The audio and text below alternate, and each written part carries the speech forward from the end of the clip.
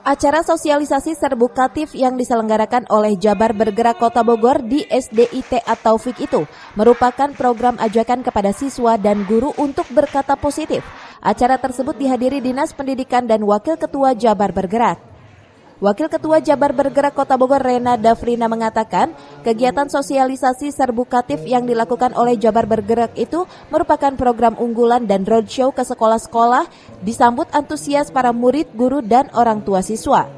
Program unggulan dari Jabar Bergerak Kota Bogor khususnya di bidang pendidikan, jadi kita mensosialisasikan 1000 kata positif, kita roadshow ke berbagai macam sekolah-sekolah yang ada di Kota Bogor. Nah, SDIT At-Taufik ini adalah sasaran yang ke-7 kita, jadi sudah 7 kali kita melaksanakan roadshow ini, dan alhamdulillah sambutan serta animo dari anak-anak serta orang tua, wali murid serta guru itu lumayan positif.